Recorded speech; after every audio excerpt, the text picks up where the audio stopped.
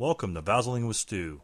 These scenario replays are presented for the enjoyment and learning benefit for new and experienced ASL players and have been created using the VASL interface. This is not a training video, but rather it's a scenario replay between two opponents of various skill levels. The goal of these videos is for you to step into another player's mind and go along with that player as he tries to make game decisions.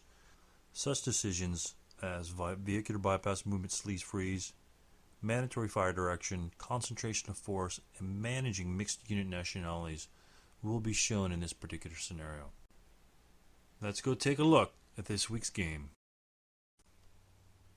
Fighting at World's Edge.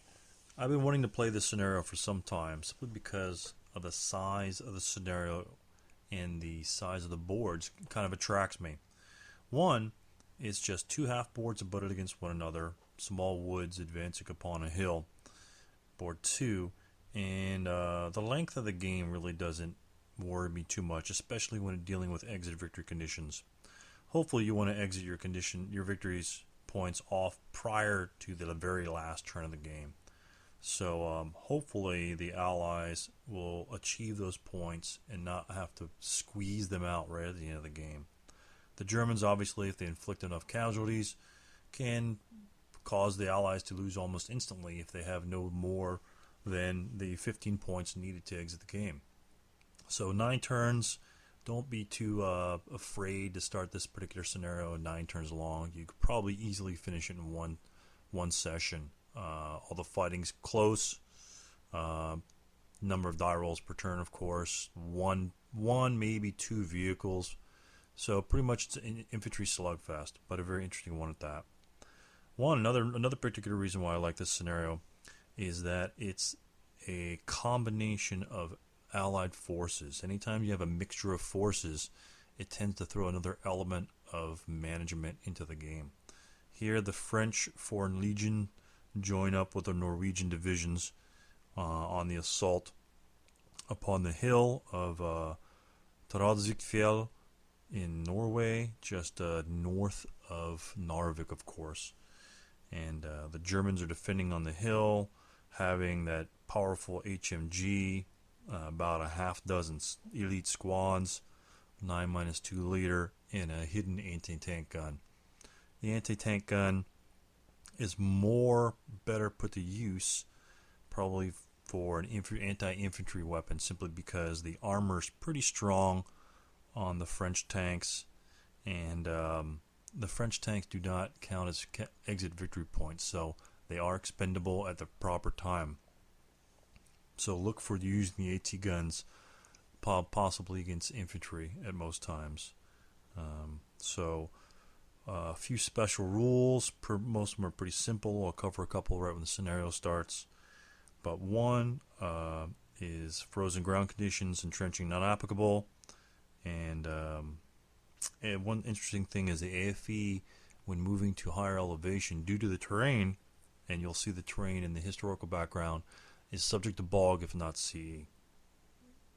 Actually, subject to bog if button up, so not CE button up. Okay. Anyway, so pretty couple interesting things. Another interesting scenario special rule that I'll point out when we go to the game. Another note of this particular scenario is I've played this scenario about a couple days prior to this playing. What happened there is I was the Germans, and this is some ASL psychology for you, and just keeping your mind in the game. Remember the last video I discussed getting exciting about, playing the SS or whatever, and possibly screwing up the victory conditions. Well, in this game, that kind of happened. I didn't screw up the victory conditions, but what I did do is I allowed previous playings of a particular game or previous results of a game just played to influence my next game.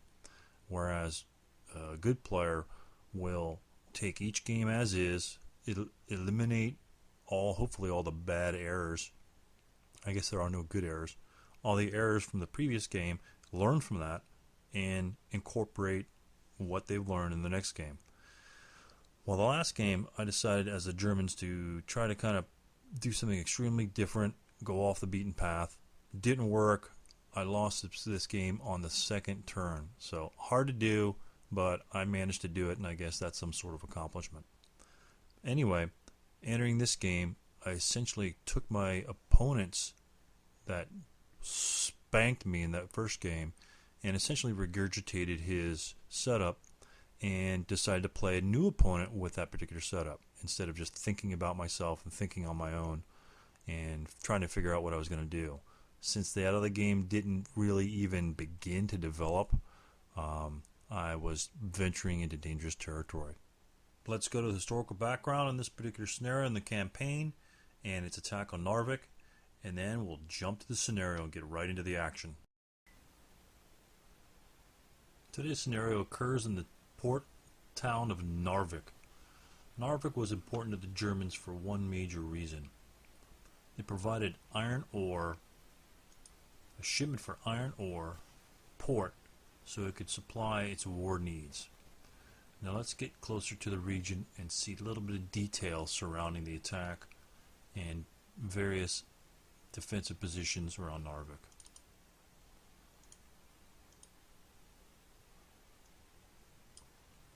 Zooming in here a little bit, you see all these fjords that go up to Narvik. Very difficult to navigate, not the best situation for navies. Well, after the Germans had accomplished their amphibious invasion and attack upon Narvik in the region, they decided to expand their influence, setting up troops in the northern reaches to expand their control of the area. The British come in, and in 2 battles on Narvik, they dominate the region with their own navy. So here we have the British naval dominance in the area, giving them free reign of essentially all types of movement, supplies, etc.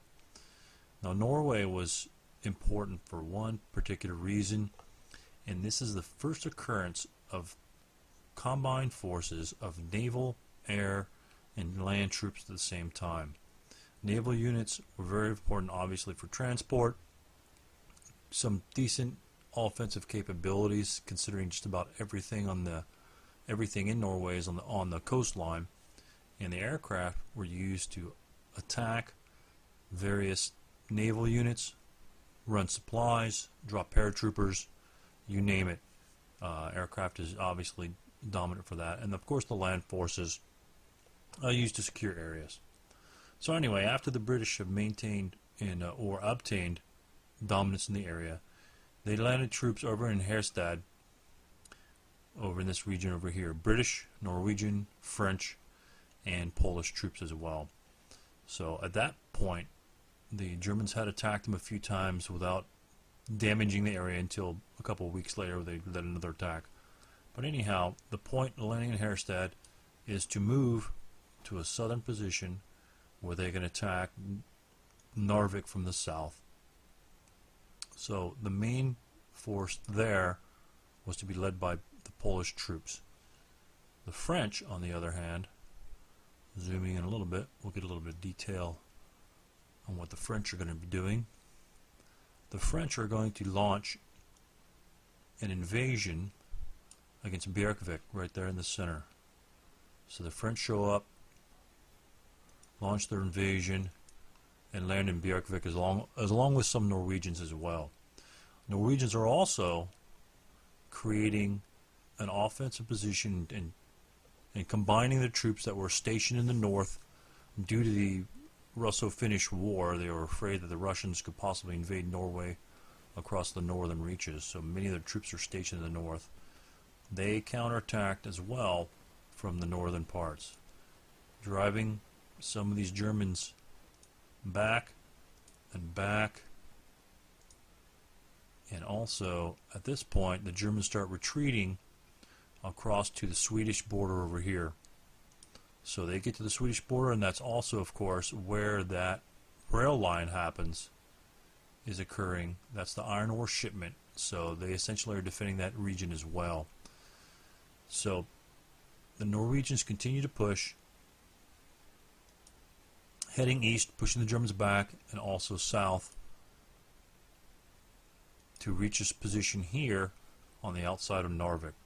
The French, on the other hand, are also fighting the Germans there in Bjerkvik, in this particular instance, it's interesting to note that ASL 75 is based on some of the activity here in Björkvik. It's actually a small environ outside, which was an ammo supply dump, and the scenario is Stranger in a Strange Land, which is in the Croix de Guerre module. So that's kind of interesting that these two scenarios are, what, probably within like 5 miles of one another in the far reaches of Norway. So the French pushed the Norwegians, or the French pushed the Germans back from this location, and they also head east and south towards the coastline in their preparation for their attack on Narvik. Now, one important note: by the time that the French have reached this position and the Norwegians have reached this position, the situation in Europe has changed the routine and changed the objective of the war in Norway. So what's changed there? Well, the attack on the Low Countries and also the attack on France. So that was really changing things up. And so the objective here, unbeknownst to Norway, the Allies didn't bother to tell them, but they're going to cross and attack, capture Narvik, and destroy the rail and port facilities there. So the Germans couldn't use them since they were planning on retreating anyway. So they wanted to disable the Narvik as a port facility to give them hopefully an advantage later on. So the Germans, our scenario is here on the base of this hill, or on the top of this hill, with these Toradsvikfjell defenders holding these guys off, holding the French and Norwegians off as they advance across that area there.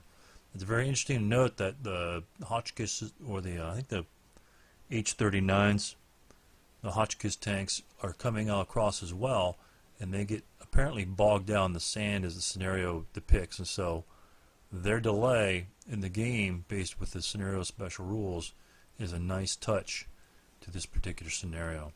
So, and while the French and Norwegians are attacking there, the Polish are planning to reach and attack up and around the corner of Beisfjord and coming this way and hopefully cutting the Germans off before they have a chance to retreat.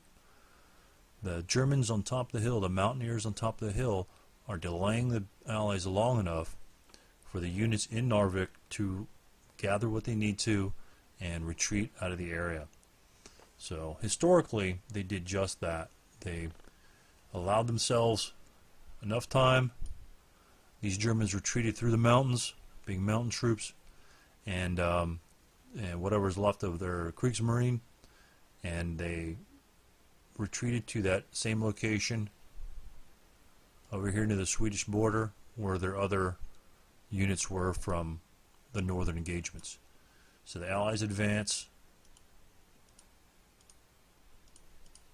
come into Narvik, capture Narvik, and therefore destroying the facilities there within a day or two, a couple days, and then they plan the retreat.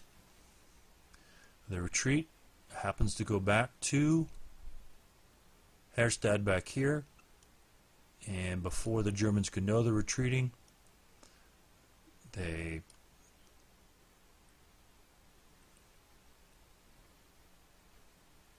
before the Germans knew they were going to retreat, they managed to destroy the port facilities and retreat through the usage of the British Navy.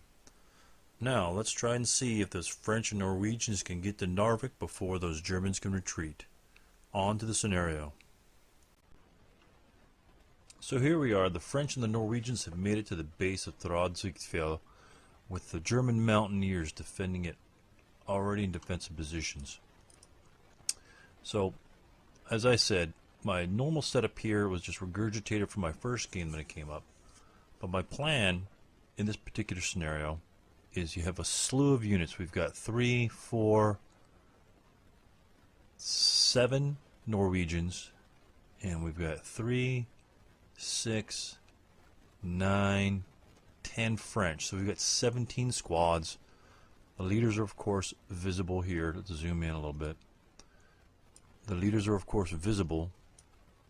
So we've got 17 squads, 2 leaders with a point apiece, and 3 -1 leaders with 2 points apiece. So that's a whole lot of victory points. We probably have a little over double the number of victory points necessary to exit the map. So we could take essentially 50% casualties and still make it off the bottom half of this map. So what are we looking at in terms of defense? The Germans set up typically on the hill. This is pretty much the setup I had in my first game.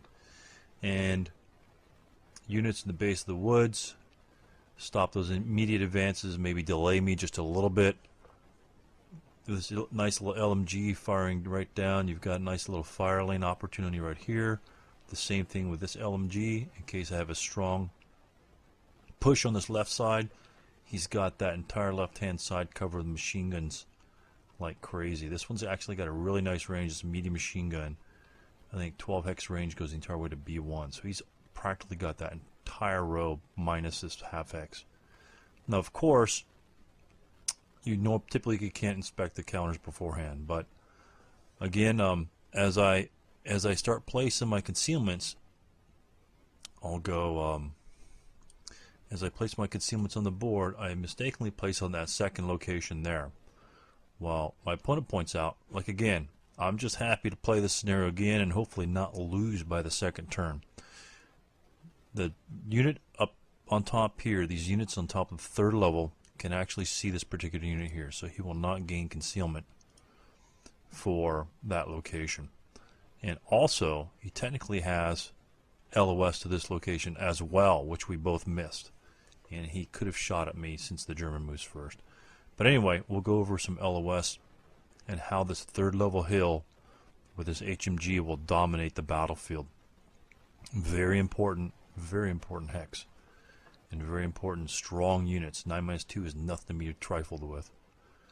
So my initial plan is Norwegians take a push through here, shove their ways through the forest, make it to the base of the hill, and hopefully skirmish some units down here, do some damage as much as they can, and hopefully get a couple units off the board. There's not quite enough to get them all. Maybe I can get lucky. He's got 2, 4, 6, 8, 10, 12, 14, 15, 16, 17 total victory points on this right side. If I can get a third of those off, that would be 5. That would leave 10 points over here, which would be about half these guys. So I'm looking at half these guys to get off, a third of these guys to get off.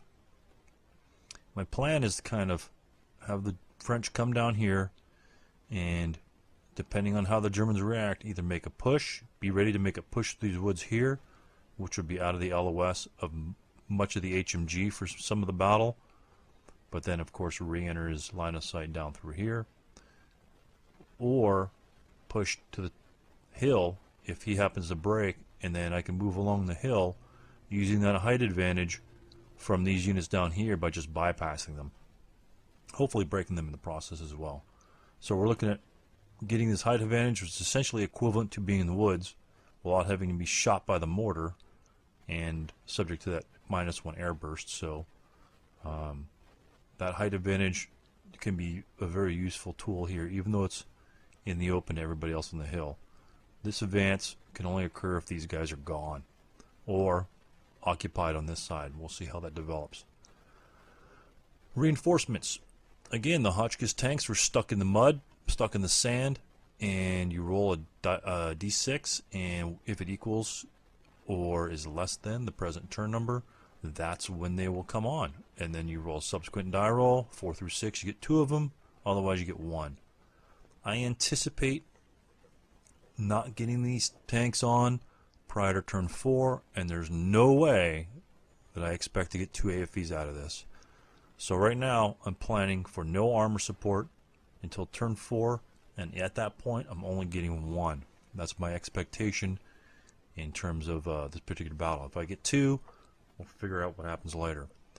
Plus, depending on when they come on, can determine your actual movement options. Remember, the German still has an anti-tank gun hidden somewhere. That's probably going to be at a LOS of the initial forces. So my first thought is it's probably in this half of the board simply because of the scenario special rule, which makes it difficult or potentially hazardous for the Hotchkiss 39s, for the H39s to roll for bog at every elevation change while buttoned up.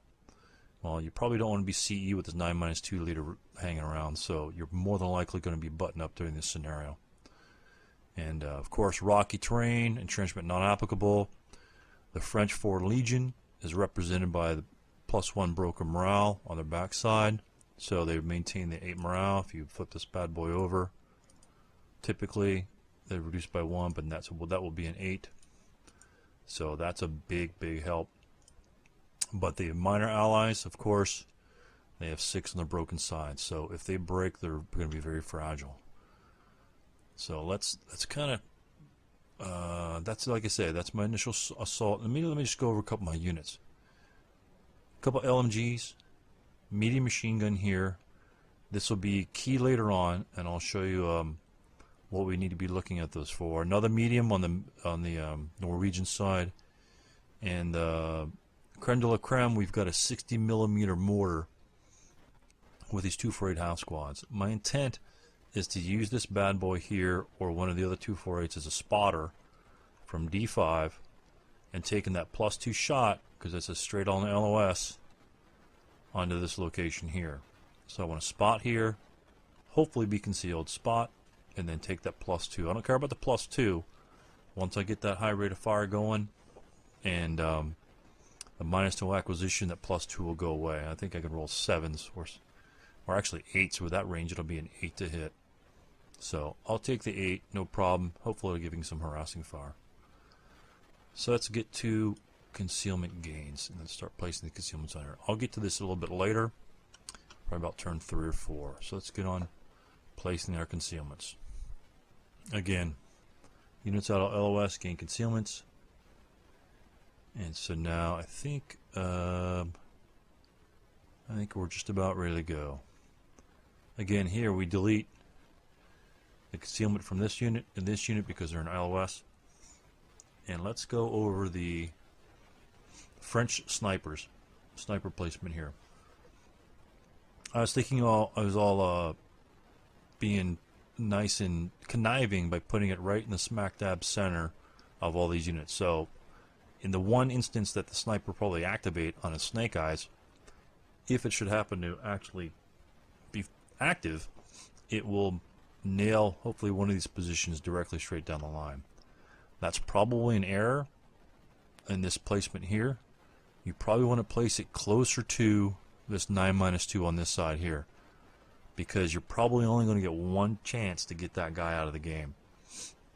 So you still have to abide by the placement rules of the sniper within 6 enemy units. So 1, 2, 3, 4, 5, 6. So 1, 2, 3, 4, 5, 6. You could probably place it about as close as one of these locations over here. That's about as far as you're going to get, which isn't that bad, because any movement down here, this unit will be the closest. So he'll come back there. This movement over here, 2 hexes that direction, will bring him back up because it's a 0 terrain effect modifier versus a +1 and a +2. Motion over here, 3 hex range +2, 3 hex range that's a 0. Again, he comes back this way. So you essentially got a nice range of where the sniper can land. Even right here will give you the same result. You can choose this location or that location since they're equidistant. So this is probably a much better spot instead of this feeble thought that I had here. So check your sniper, figure out what you want him to do and try to target his best leader, since again, he's at a HMG, he's probably not going to be moving from the spot anytime soon. So that was probably a non-optimal placement for my particular sniper. So we've got concealments going here. Let me zoom out until we get a little closer. And he fires on that guy there. He gets rate. Gets like a normal morale check. He gets blown. And then he goes directly into movement phase. Rushes his units up to give me a little bit of harassing fire to keep me back at bay. His medium, that bottom left over here, abandons his position over here, seeing my central attack, and heads towards that building. So let's see what happens. His other units just advance up forwards. My unit routes essentially slash forward to this position, although it's equidistant to the HMG up here. He just routes there under that leader. Of course, it is overstacked, but that is a potential route location. So he doesn't have to take it, but that's where I'm going. His units advance up, and then we're ready for close combat. Comes and goes. Ready for the ally turn 1. One thing to note here: he's got a half squad down here with the HMG. That half squad's range isn't that far. Not exactly sure why he stacked that thing with them. Maybe at a range of 8 he'll add 1 firepower. That's the only thing I can think of. Is 1, 2, 3, 4, 5, 6, 7, 8. So if I should happen to open up down here, that will give this stack 12 firepower. Actually, 12 firepower at a range of 6. And below that, it will only have an 11. So it's also probably used for sniper bait. Stack that hex a little bit more and defend that 9-2 leader, which he can't afford. Obviously, because he has no one behind to defend against this leader. I mean, he could have easily moved the 248 down here. I think if my sniper was placed over here, he probably would have moved into that direction. But anyway, that's where that unit is. I'm not worried about that. You know, if he rolls 2s, I'm going to be worried more about his result with a 2 than being joyous over my sniper activation. I really don't want my sniper to activate in this scenario. One thing to note: the French and Norwegians are attacking in this scenario. So typically, you would think the attacker goes first, but in this scenario, the defender goes first. And what that does to the scenario is, as the Allies move through, on the last turn, what that does is it allows the Germans, since they move first during turn 9, a chance to redeploy in other positions to get into position to get that final shot onto the Allies when they go to scurry off the board, because the last turn, that's all they can do is move off the board. So all they're going to be doing is movement. Now, had the Germans been moved second in the scenario, you really wouldn't. This would be like a half turn, because either the Allies get off on the beginning of turn 9, or they don't get off, and then the game ends. So you don't need a second half. So when the designers had this one, it allowed the Germans that extra movement phase. It essentially gave the Germans an equal number of turns for the Allies in this one. So I thought that was a nice twist to it. But again, wrap your head around it, that the attacker doesn't always go first. And there actually were a few instances where when the Germans' turn, we actually flipped it to the next turn, I think, thinking it was the Allies' next turn as the Allies progressed down the turn track. So we had to watch carefully at the end of the turn, kind of rethink that. But anyway, continuing on here, we have the beginning, the rally phase.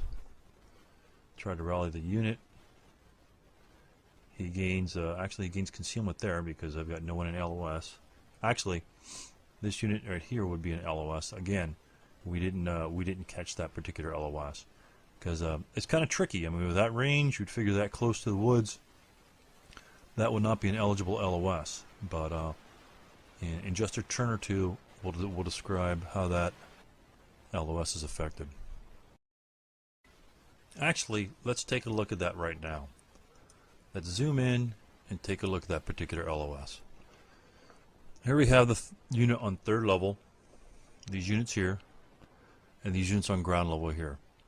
Now we know that for a ground level obstacle, say K6 or L6, that's essentially a level 1 obstacle, and that you have to be at least 1 level above the level of the obstacle to see over it and down to a location behind that obstacle. So if you're a level 1 hill, any unit on these level 1 hills can see over the level 1 obstacles in the woods, but they can't see down to a lower level location. So if there was another hill on the opposite side of this wood area, they can see from this location here, level 1, across the woods, and onto the hills on the other side. So that's pretty standard, and I hope that most ASL players pick that one up.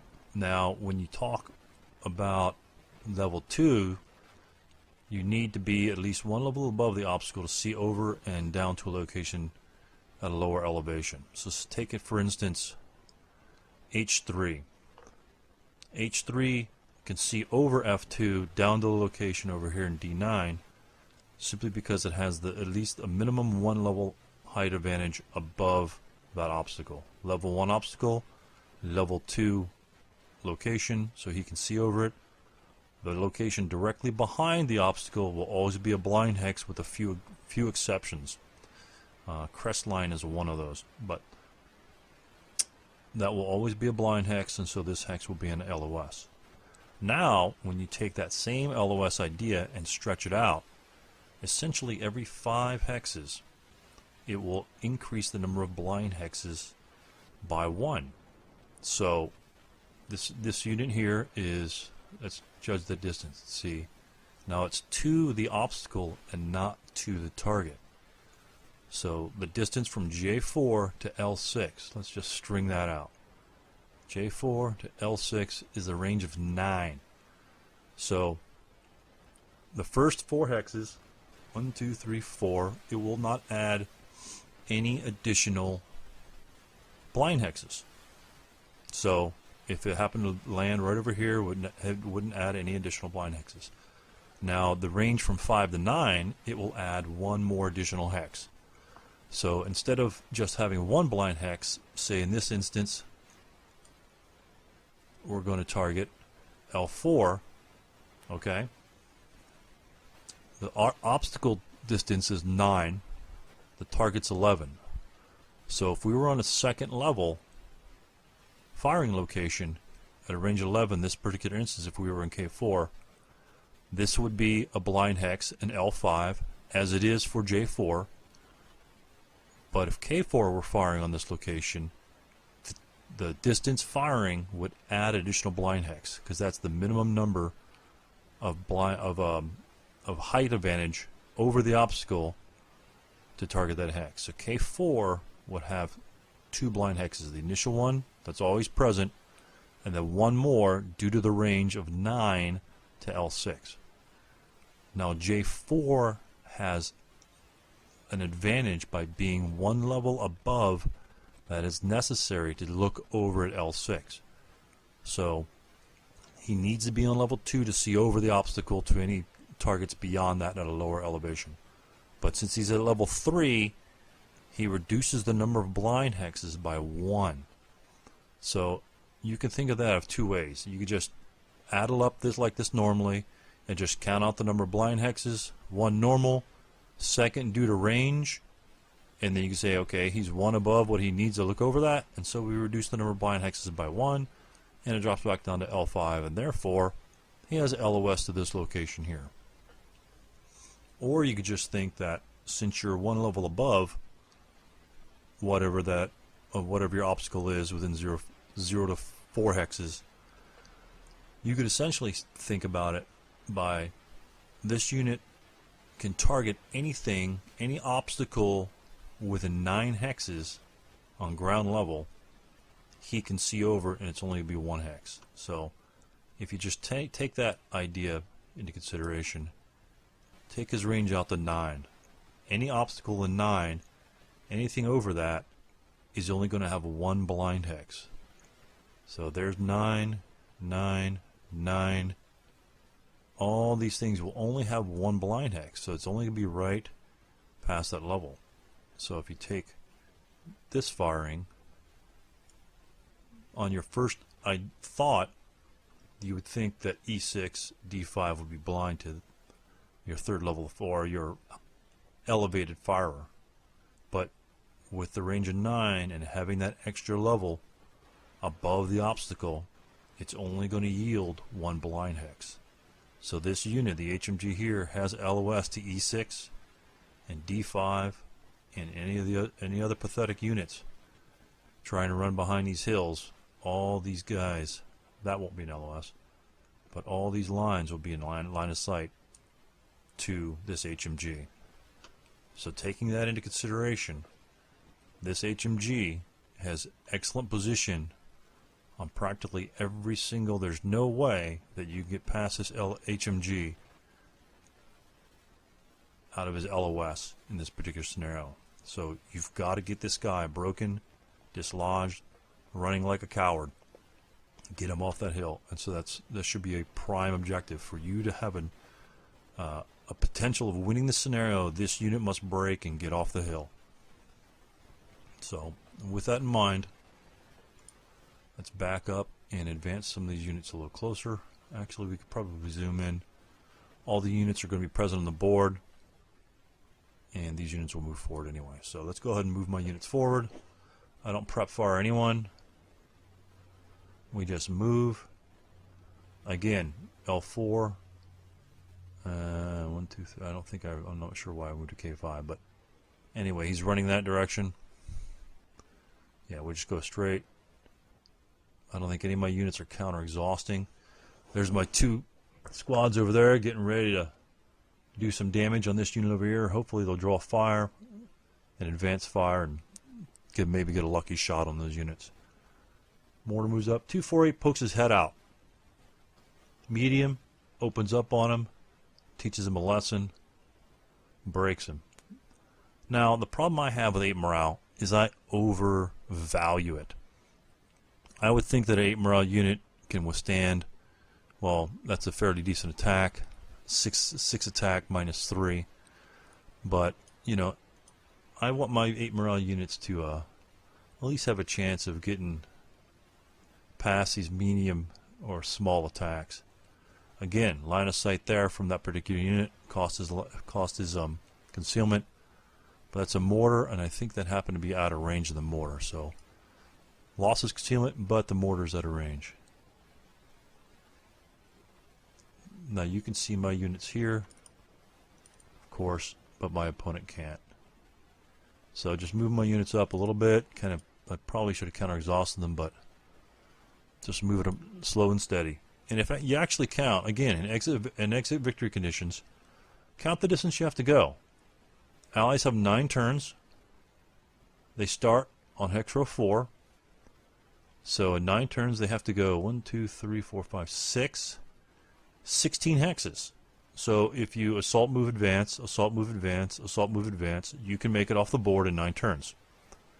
So you can, that would be 18 hexes of movement that you could perform just by assault, moving and advancing closer and closer, creeping your way to the edge, and you would exit every single one of your units off the board.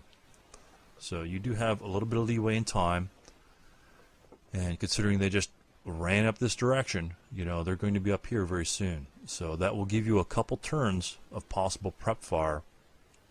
Unlike the Finnish had in Fighting Withdrawal, the Finns only had 7 turns to get off, I think, an actually further distance.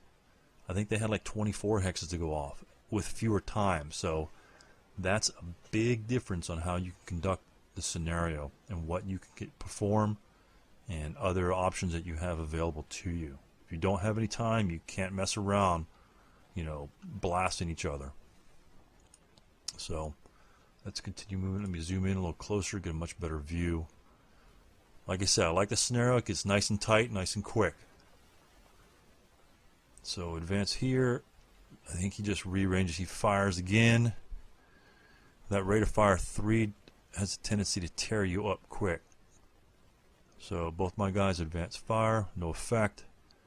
That's one caveat I didn't have the benefit of having is those cheap free shots. Here again, spread out like crazy, so if that guy wants to shoot anyone in G8, he's going to have some extra firepower coming his way. So I'm essentially forcing him to leave.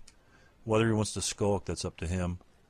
I'll even throw Gerard right there out in the open to give him a sweet target. If he wants to break Gerard with those 2 units there, then he's going to have to deal with 16, 12, a whole slew of firepower. So if he shoots Gerard, which is I think what I did in my game, I didn't even break him, and my unit was just annihilated by the French. This is pretty much exactly how my first turn in happened in the same game that I played just prior to this one. Same sort of setup, same sort of reaction. And let's see how my opponent deals with this. Concealment gains. Oh, actually, I guess I chicken out and I advance him on that side instead. Axis turn 2. HMG lights him up. Fails his morale check by a large amount. Disrupted. He's in a bad shape. Subsequently fires on that unit. Pins him. Okay, movement phase. He hightails his units back. So he's going to obtain defensive positions. His medium machine gun moves over here. To the right, Torbeck moves to J1. Move the medium onto the side, hopefully getting some heavy firepower. Other units advanced on top of the hill. No routes for the Germans. Let's scroll down a little bit so we can see his big boy on the hill. Rally phase, Ally 2. Another thing is my rallies didn't go so well. Prep fire. Oh, prep fire. I am right here. At this point, I'm prep firing my mortar and trying some spotted fire. To no avail. I think my first shot was an 11, so nothing pretty there. Natvig over here. Kind of funny. Loaded up. I'll take the 2-1 shot if he wants to fire there. I just want him to fire, hopefully not giving a chance to fire on other units. 7 and 8 morale, I expect at least half of them to pass. And I want to put some pressure on the side as soon as possible. So these units pull, and hopefully give a little opening for the French to come through and bloody a couple noses. Again, I don't expect my tank to do anything. His first fire shot, he gacks a 10, so I get lucky. Run a leader back, hopefully get that unit rallied. These other pathetic units advance up slowly. What I should have done here is push them into these areas here to cause these units to defensive fire, maybe. But I guess this is okay. Cautious movement here. Again, I've got time. Keep concealment, advance in these locations, let him fire at half firepower. If I move in there first, I'm not going to have any real firepower back on him. Remember, his units are 8 morale units, and 2+1s, 4+1s really aren't going to get the job done. Luckily, line of sight's blocked to that unit. Other units just kind of take those woods, jump in this direction. Again, I'm relying on that 8 morale to keep my butt alive on those sides. So, opponent rolls up here. I gack a 12. He immediately rips in half. And he fires again. Maintains rate with the HMG. He gets blown away. And he fires on him and DMs him. So, boom, boom, boom. 3 shots, HMG. 1 casualty here. Cost me a victory point. Broken unit here. Slows my assault. So, again, that elevation, that line of sight, down this pretty much this entire wooded area, he can see almost every single spot there. And just disastrous for my French right in the beginning. Oops. So, oop. Oh, and I guess he fired on him again and just rips him apart. So he just eliminates that unit. My units advance fire here. I get lucky. Look at that. Breaks that guy on the hill. So one positive thing, I lose 2 units. He breaks his 1 half squad. Units advance. He routes. Technically, he kind of routes forward here. None of these units are in his LOS. So this unit here is equidistant.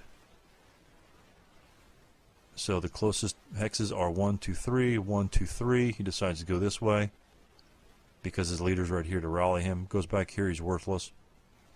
So run to your leaders. That's a nice path that he set up for himself by having a leader there.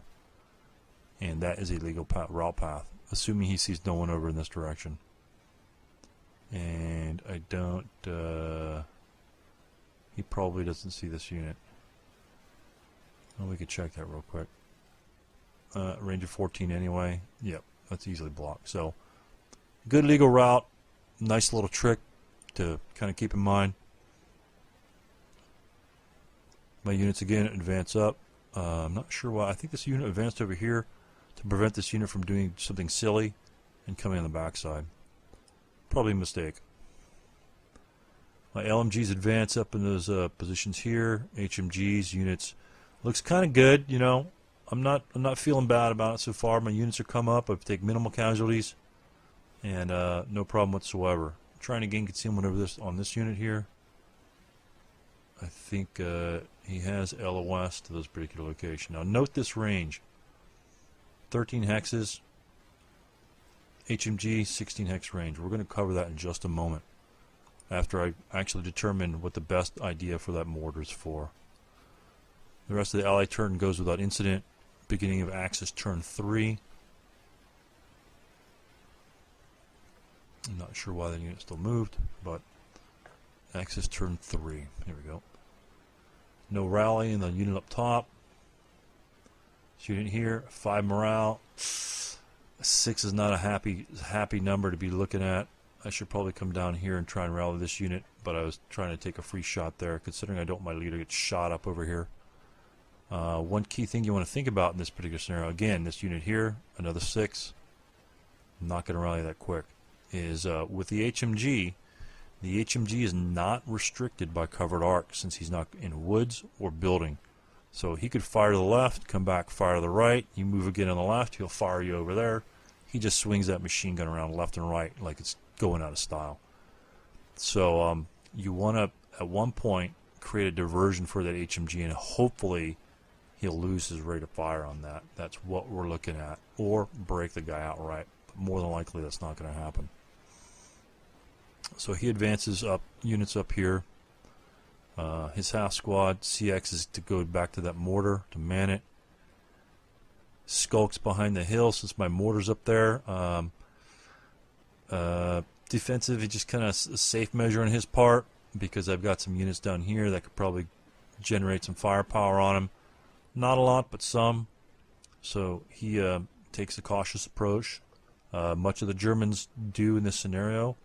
My opponent played the cautious card and conservativeness. I probably would have just been stupid and stayed out there and kept on firing. But I've got units here. Stack of guys here. He doesn't know what's there. That could be a 6 firepower attack. Some units here he's looking at. So he's looking at 3 different attacks plus a mortar. So he's going to get out of dodge. He's going to move guys around, out of LOS, defensive positions, waits for me to come into range, and of course tries to kill me. I try a couple shots that may have been blocked. So we continue. German prep fire. I guess it was German movement actually. We have a tendency to. I have a tendency to forget this thing over here just because it's kind of off to the side. So we just mentally take a note. Again, nice small scenario. You can keep track of that once you're done movement. He's only got about 8 guys. He's kind of moving. I've got about 8 or 9 different stacks. Pretty simple, even though there's a bunch of units. He's an LOS. He's got a big, nice line of stacks. He's not scared of anything down here. I've only got 1 unit can fire on him. 9-1, 8 morale. He's pretty strong. Plus, he's in a good position here to fire on any units that might want to come this direction with 16 firepower. Not a bad spot. Plus, he can always route here to 4. Actually, he can't because that's within 3 hexes. So, if I happen to get lucky and break him, that would be pretty disastrous. So, he advances more units up, puts them in nice piles. Ally turn 3, no reinforcements. I guess he advanced those pretty good units up. Prep fire up on the hill. That guy's got no LOS. I mess up that firepower. Have to mark him. Those guys prep fire up on the hill. Get an average roll. He passes any pintask check or morale checks he may have been subject to. A little glitch in VASL kind of puts that medium like between hexes, so that's kind of what's going on there. Prep firing these guys on the concealing unit. No effect. Now, look where I've got this mortar. Let's zoom out. I finally figured out on turn 3 where I need that mortar to be. And that's, if you remember, 16 hex range. That means mandatory fire direction. Anything over 16 hexes, you cannot fire at unless you have a leader directing the fire. So that means 17 hexes. If I was smart enough to place my mortar in this location here, knowing that he was set up here on the first turn of the game, well, I'd have to, the mortar comes dismantled, so you'd probably want to hide behind it, then, or just sit there and man it later. 17 hexes. What does that do for me on that particular location? Why? You say, okay, he's in the open ground, he's vulnerable, you know, he's going to get shot. He's just going to get shot and die. Well, that's why we have 2 half squads that want to take care of that mortar. That's the 2 half squad rule for the mortar. He's got the same thing going on over here. 2 half squads. But if he's going to fire at that unit, 1, he's out of range of the squad. The squad's not going to contribute any firepower. The HMG is going to be firing at long range. The HMG will have a firepower of 3. Okay? And then, since it's over 16 hexes, those units are considered to be, you also add area fire to that as well. So it will be halved once again. So those units will be fired on with 1 firepower. 1 firepower minus 2, no problem. I mean, you could look at that chart. Let's pop the chart out here. Pull it over. 1 minus 2, you know, it's not bad. 6 is still a normal morale check. But that's what we pay for the 8 morale for. 8 morale should be able to bounce that off at any time. Plus we have 2 units to be able to mantle that mortar and man it. So he can undergo 1 minus 2s and take a chance of not getting a rate of fire on that gun. 50% chance of losing a rate. Or he could fire on, you know, most likely this is 12 hex range essentially for the squad. You're looking like an 8 minus 1. So he's most likely going to be taking 8 minus 1 shots than a 1 minus 2. This is not a priority. This kills units. So technically you can have this guy sitting in the open as bait, plus it gives you direct line of sight, better chance to hit with a base 8, and the height advantage of course doesn't matter when you're firing with indirect fire units, and that will harass them all day long. You know, potentially 2 to 3 shots a round. And that thing hits is a 60 millimeter mortar, so it's going to be a 4 even chart. Popping the 4 even chart, you're looking at a 7 for Pentas check. So he's rolling dice if you roll a 7. If you get something less than that, or even that lucky snake eyes, then he's going to be hating life, because if you get a crit, it'll be a 16, then he'll be just doomed. But he can't ignore this mortar when it's in a position to do damage to him. So he kind of scoots over here. I think that's at a LOS, that particular mortar, but mandatory fire direction, people. 17 hexes mortar. It looks kind of weird setting him up in the open over here, but if he sets up on this hill, that's a sweet spot. Plus, you remember the medium was set up down here. If I'd set the mortar down on one of these hexes, that medium could have opened up on me on the first turn and most likely broke me. So set him back. Medium can't see you. Pop the hill. Suppress the hill, and if his mortar moves over here, you can actually hit that spot as well. So good options. Use your range. Know your weapons. Use your range. I didn't know my weapon early. Again, I was happy to have not lost by this time from my other game, so I'm just loving life even though I'm not getting any results. And I figured, oops, my mortar's in the wrong spot. I'm not using it effectively. Know your weapons, use them effectively. Let's zoom back in. Enough of that jabber.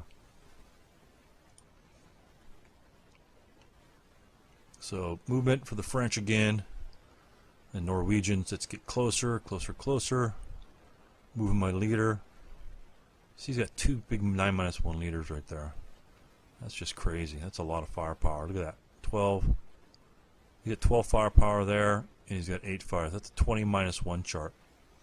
So, but he's committed half his force in one little spot here, when only about a third of my force is here. He's committed 1/2. I've got 1/3. Plus his HMGs on this side.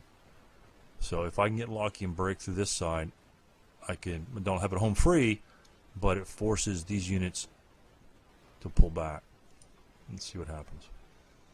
Units move up, they get crunched, another casual reduction.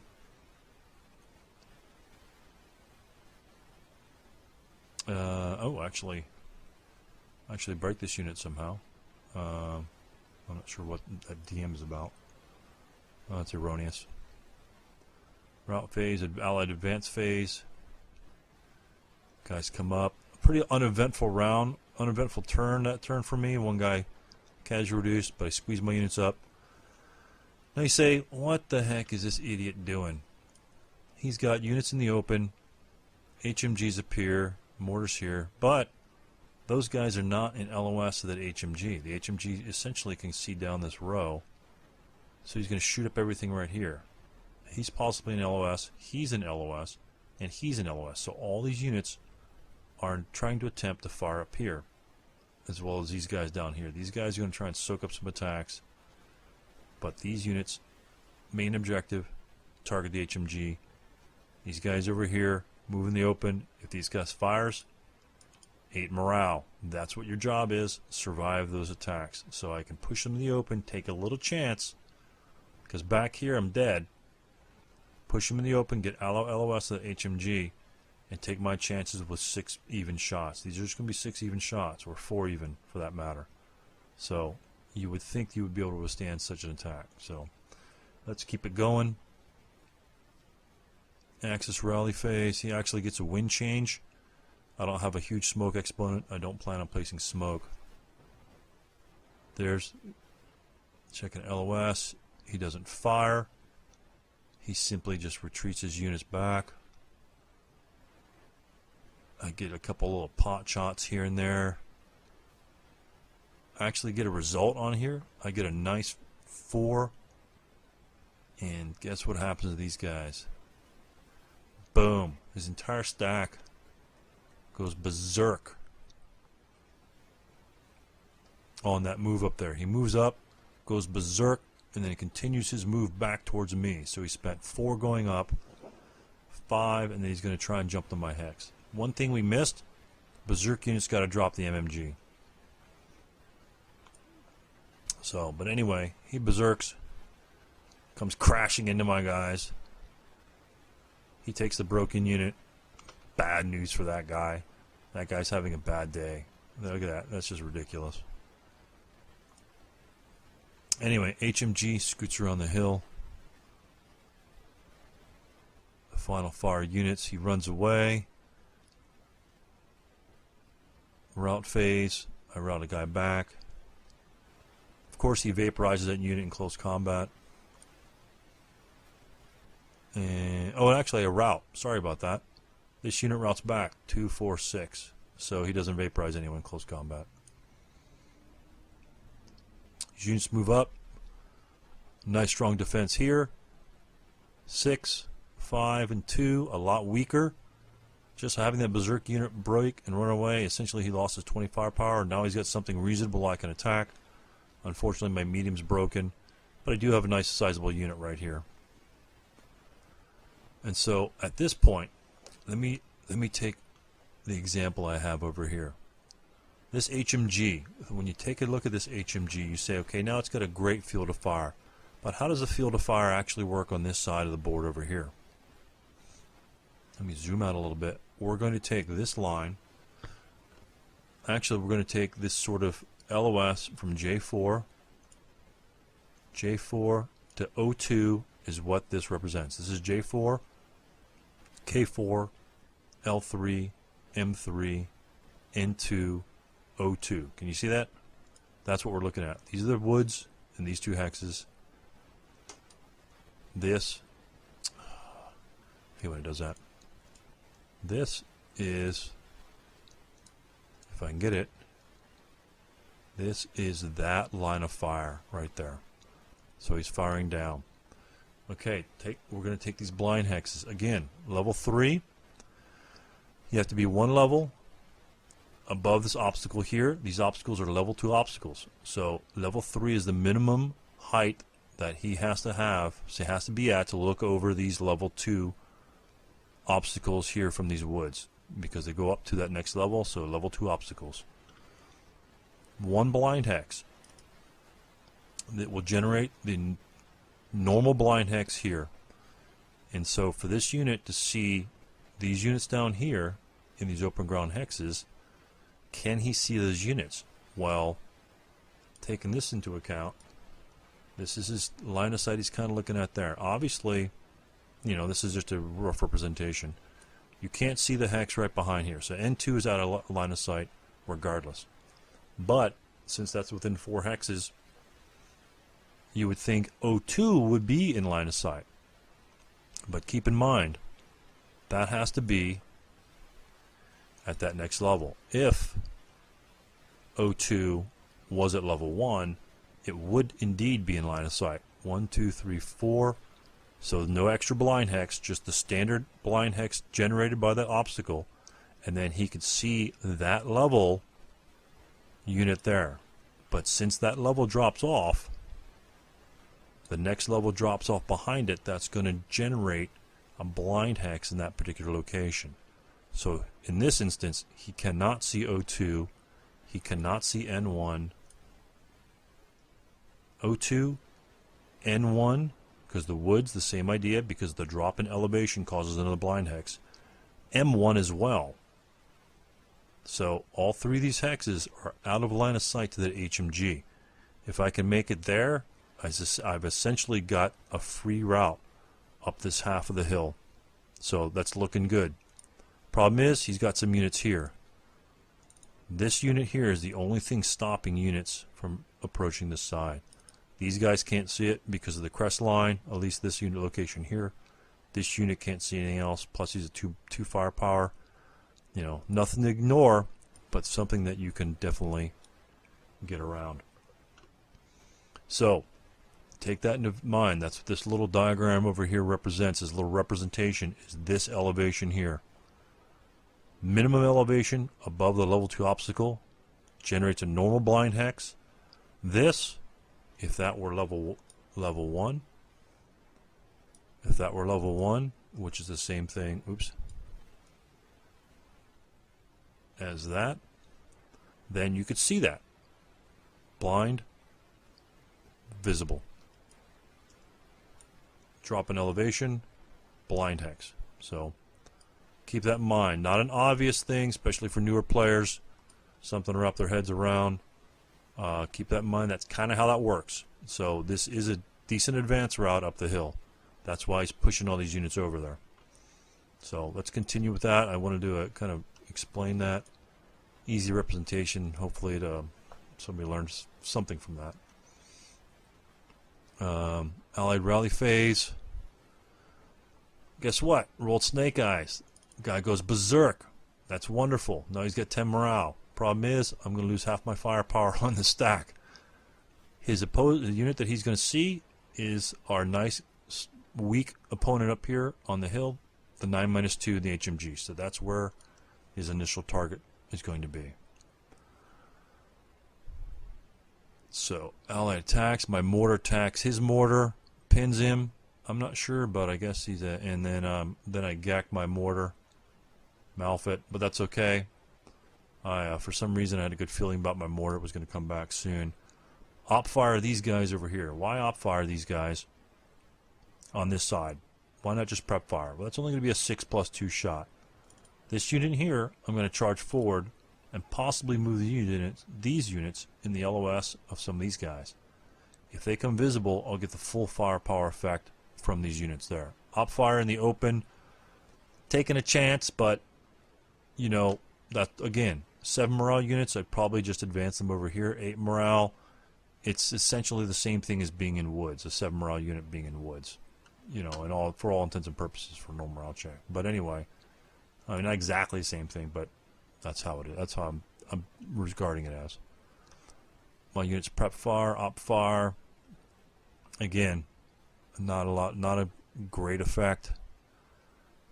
My unit movement phase charges forward. At this point, the closest unit is Heidel over in this location. He's only spent 3 movement factors, So he continues to move.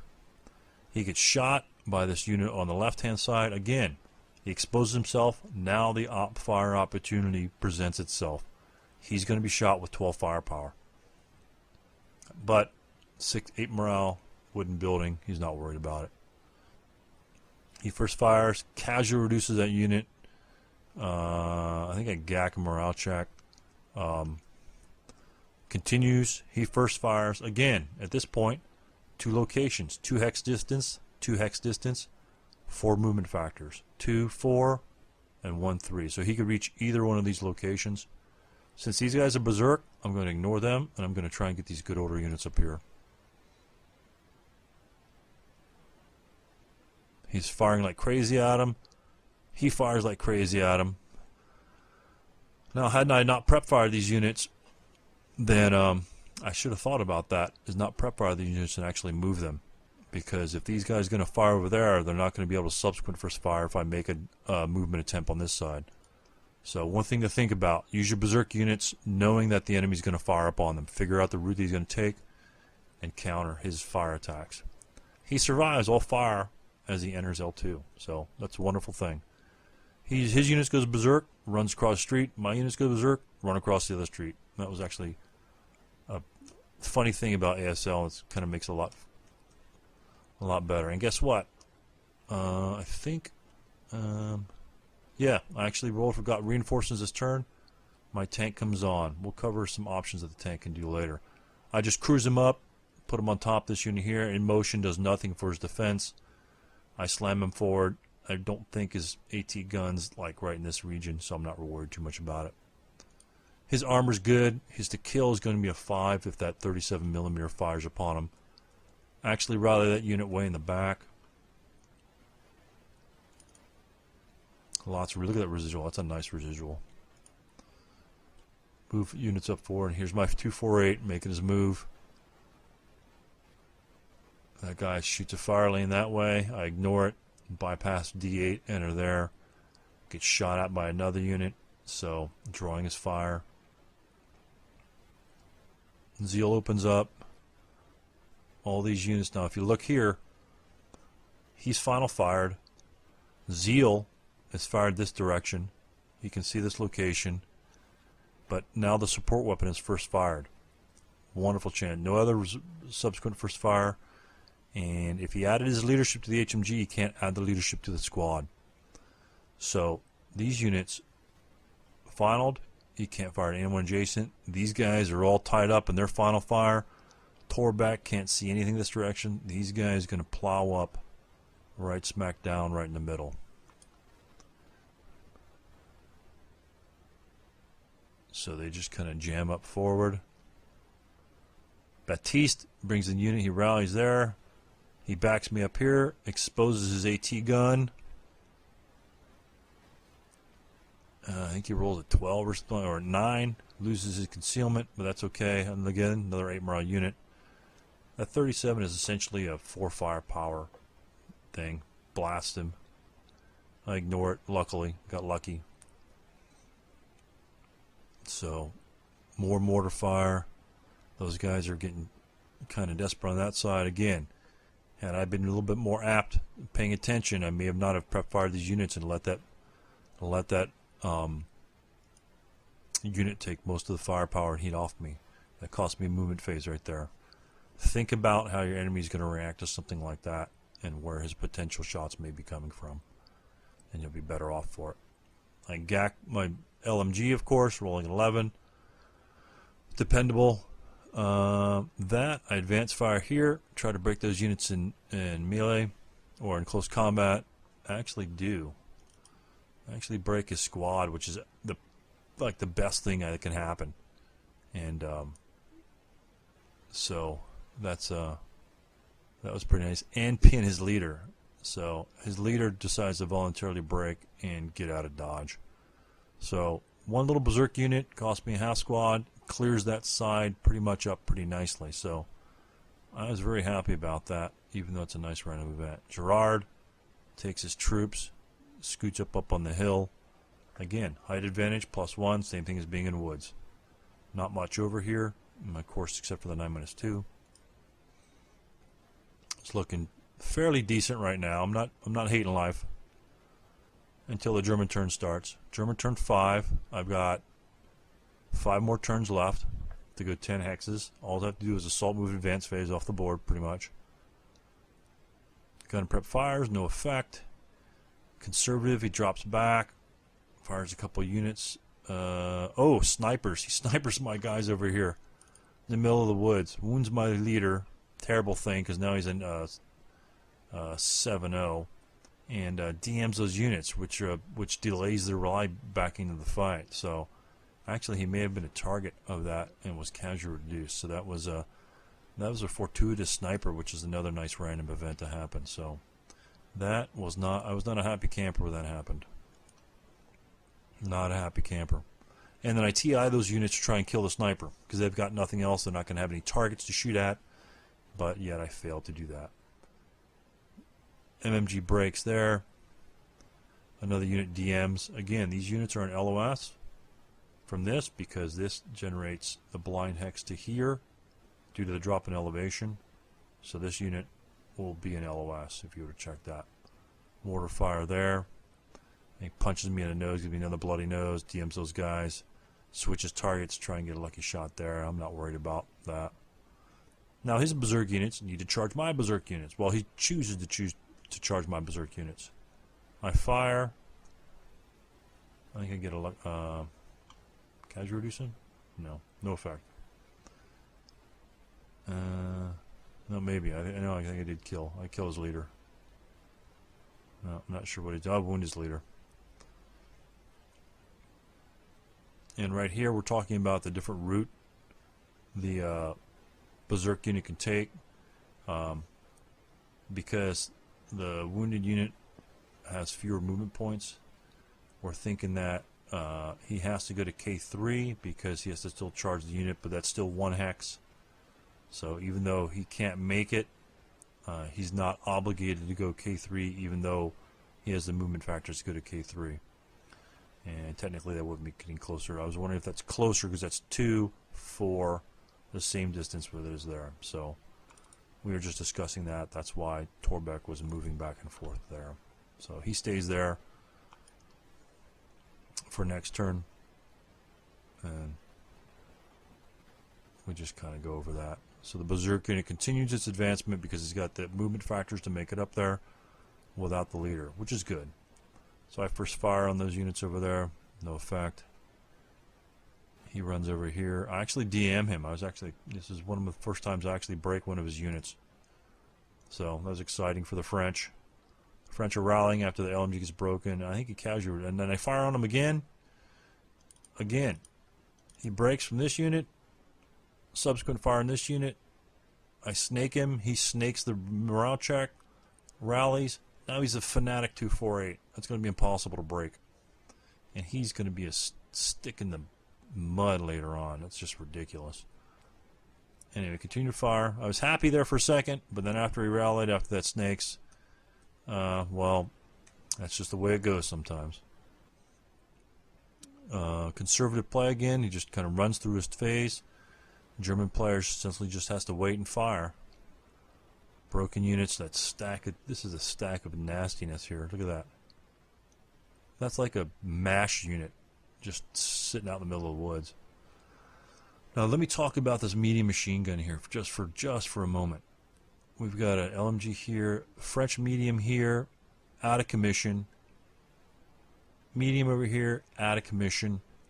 What I should have done in this instance is, although it's kind of odd, well, at least it is for me, mixing units, because obviously the detriment of mixing particular units, well, leaders for that matter, leader direction, leader rally, all that good stuff is worsened. The leadership ratings are worsened by 1 when dealing with allied units.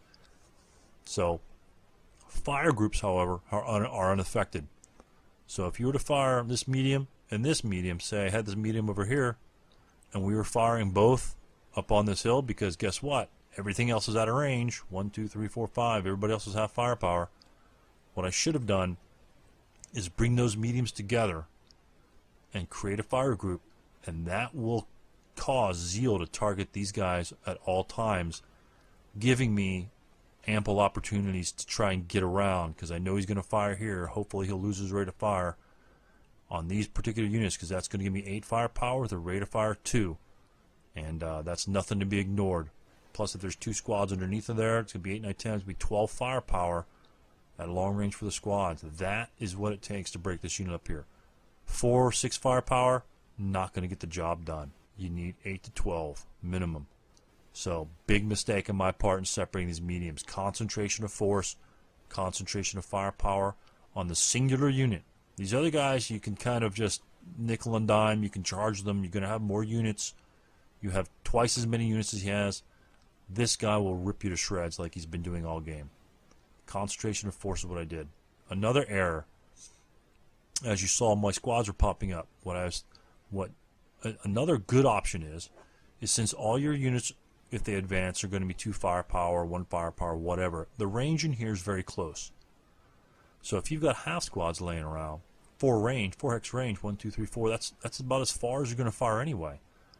What I should have done is split these units up, create a bunch of half squads, and just flood the area.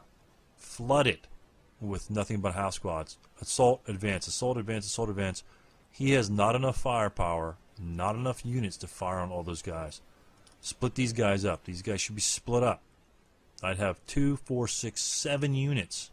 Split them up in different hexes. 7 different hexes that these guys got to fire at. Advance. And if you get one of these guys in close combat, tie him up. Even giving up a 2 to 1, if he fails at 6 or 7 that he needs to roll, he's tied up, and then you swamp him with everyone else. So that's probably a key issue. Again, that's 6 victory points, right? 8 victory points with Gerard. So that's half your victory point conditions right here in the stack. Split these guys up. It doubles the number of units that he has to fire at, especially if you're going to charge an AT gun or him. Charge with half squad up the hill, half squad around, half squad down. Just everything is going to have to fire. He just won't have enough units. It's just not going to happen. So, again, you think you have enough squads. If you blow them all up into half squads, I'd love to see the scenario done that way. And I may replay it and just blow guys up into half squads and see what happens, because this is just not getting it done. Anyway, continuing on. The right side, Norwegians just crumbled on that side. But the tank is coming. French are making a play on the left. We got a melee over there. Those guys are stuck. He gacks his melee roll, which is wonderful. I mean, he's got 3 to 1 on me, see? Just like that, you can survive those 3 to 1 rolls. Except for that, he just nails me. Firing units. First firing, just advancing over here, advancing Baptiste. He misses his morale. I think he rolls a 12 on his morale check or something. Oh no, actually my opponent rolls snakes like 3 times in a row. So he got K'd, and I think the other, oops, sorry about that. And the other unit is advancing. Here comes my tank. You're rolling up on the hill. I know his AT gun is. I can easily advance it. I don't care about the bog die roll. The bog's like a 9. I'll take it. 1 roll. Who cares? Firing an LMG. I have obviously just. I know that that LOS is blocked over there. He continues to fire. Final fire units. Look at this. These guys are engaged. All this engagement. That's what we're looking at. But unfortunately, my guy breaks. That entire left-hand side, the French are just crumpled on that left-hand side. And joy of joys, perfect timing. I actually get a decent roll on this guy. I actually get a morale check or something on these units. And they pop a battle hardened. So now we've got a weak 9 morale unit manning that HMG with a 9 morale and the -2 leader. And a hero to boot on top of that. And just look at this. Perfect timing just within range of that hero. So now we're looking at an 8 -3 on anything within 4 hexes. That's and that's without moving. So if I move, 8 -5 people. Not a pretty chart. not looking good. I mean, he can roll a 15 and still get a pin task check. That's just crazy. A 7 will only yield a 2, 1 KA. So, not looking good on that. So, that really demoralized me. I think I failed my personal morale check at that point. I had it going. The French were breaking a little bit, so now we'll see what happens. I actually happened to break those units, so wonderful things in the back. This is just a bloodfest over here. Broken, broken, broken. But, you know, that's something positive. I've got no units on that side. That's just ridiculous. So Girard is the only thing I got, and that's another reason why I had to pause. Girard's just, he's the only one keeping the front down. Advanced units forward. Can see, actually, again, can see him. Look at that. That's wonderful. German turn 6. Occupy, get that MMG going again. Fires, pins him. Berserk unit comes at me and blast him. I think a subsequent first fire. He jumps into close in the same hex. And I missed the triple point blank fire on him. So he survives that. 10 morale's pretty decent. So my gun starts to firing units over here. This is the route phase, I believe. So they route forward. I track him with my acquisition, and let's see what happens soon after this. This is actually one of the nicer things. So Allied turn 6 comes. A couple DM units try to self-rally. My rallies really weren't successful most of the game. Most DM units don't rally that quickly. Prep fire. Look at this. Broken, broken, broken. Everything breaks on the side. This is just, this whole side is completely open, just like I'd said before. Now you could take units up the side. The HMG has no LOS to those guys. Just straight up the side. And now you've got an avenue to exit. Although he's got access over there, you could potentially, that's going to cause him some serious thought process right there. Prep firing.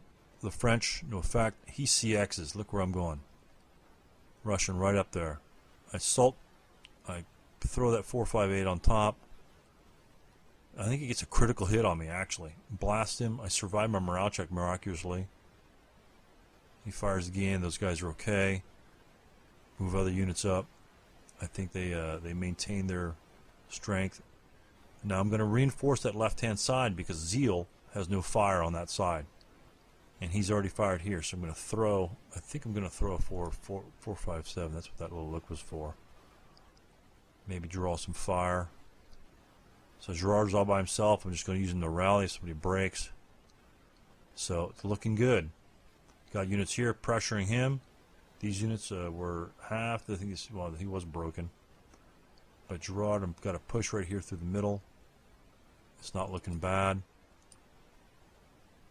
Now again, these guys are broken. And what do I do here? I fire these units. Fire the LMG from the tank. This LOS is drawn from this X-Spine here directly to that unit there. LOS, 2 firepower plus 2 with the from the tanks or the main arm, the tank's machine gun. I don't bother with the main armament in case I miss. The main armament. So he fires there. And you've got a 3 hex spine difference because it comes down right to the bottom. 1, 2, 3. He fires. They're encircled. What happens to encircled units that are broken, adjacent to enemies? Surrender. These guys are gone. Encirclement is your friend. Gone, gone, gone. So I just take those prisoners. They do not count in this scenario for victory conditions. The only reason why I took them is hopefully I can get some prisoners later. I don't really care about firing guys. I just need to think about exiting units off the board. I advance all my guys up into hopefully better positions. Melee over there. I think I ambush him and I just run away. So try to rally units. No avail. He upfires unit there. He retreats his leader back down the hill. I try to fire on him. No effect. He gets good rolls and morale checks. Very strong leader. Units. Rallying back up the hill. Routing. I don't think that's actually a legal route path. So, unfortunately, he breaks. Gerard, my only leader, but I do generate a hero and go fanatic at the same instance. So, that's another positive. Again, another fine French LMG broken in the meantime. He leaves a hero up on the hill. Not a bad idea.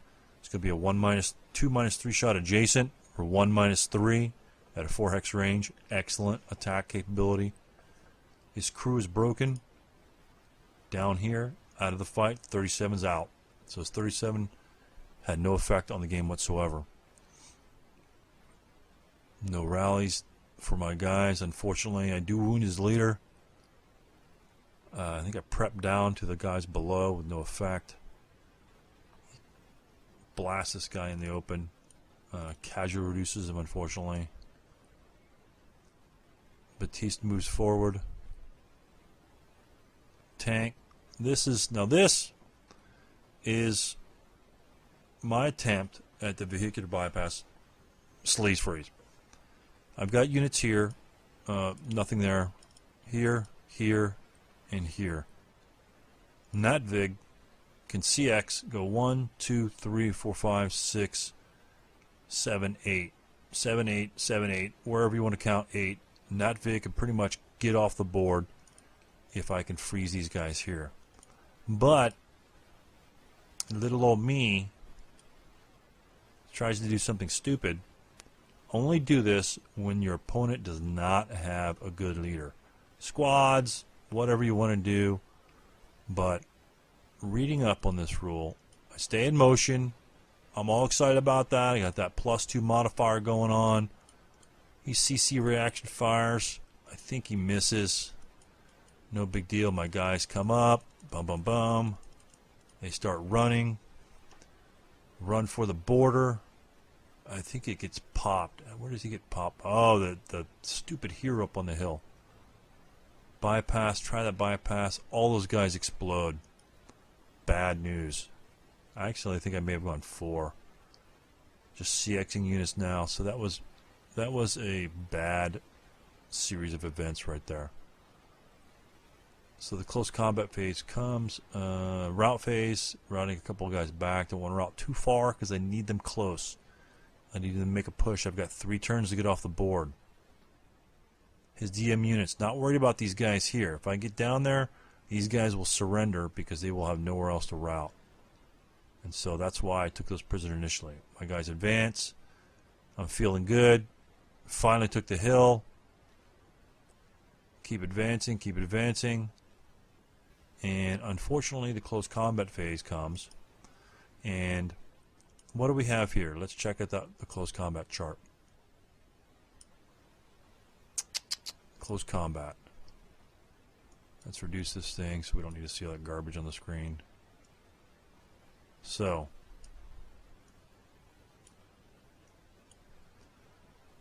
we've got multi-man counter, 5. Leader adds 1. Extra single man counter, so that's a 6.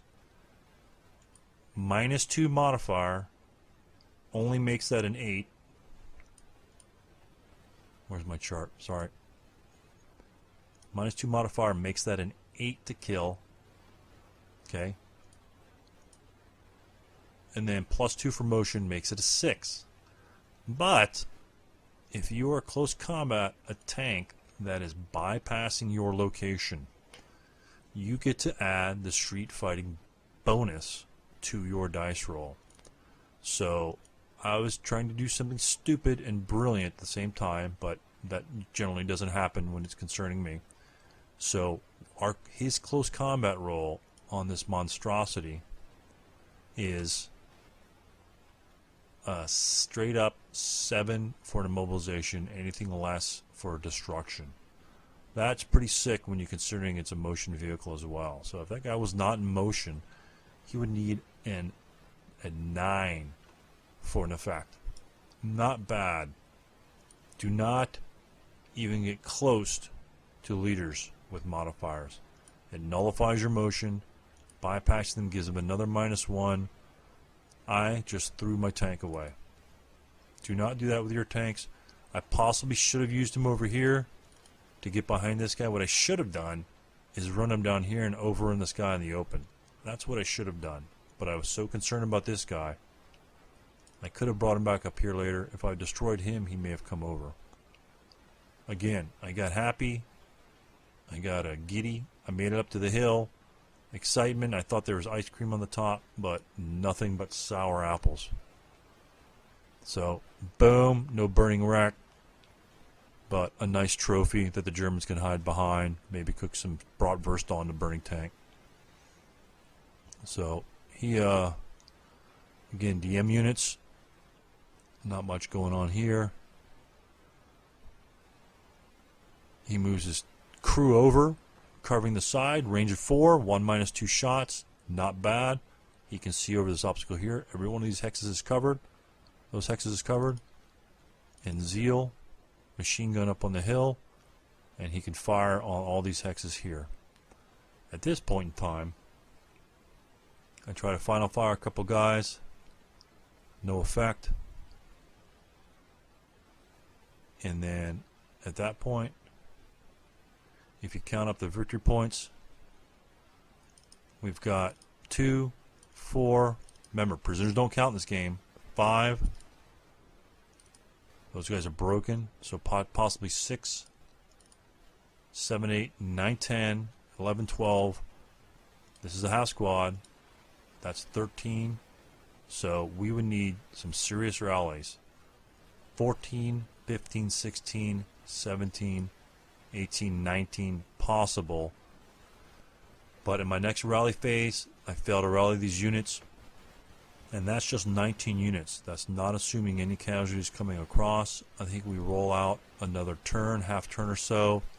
I think I try and get a unit over here. He completely obliterates it with Zeal. And that would finalize the German defense. And again, maintain the historical accuracy of the Germans. Defend, keep the Allies away from Narvik.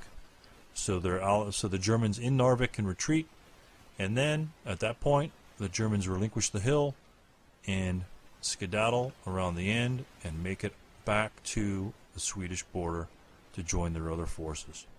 So thanks for watching. I hope you enjoyed it. Hopefully I didn't make too many mistakes. Again, positive and negative comments are welcome, and hopefully you enjoyed this nice little tight fight, fun fight.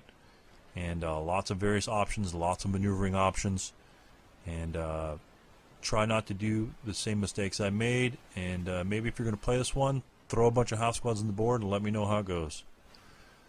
Have a pleasant gaming, and I'll catch you on the next one.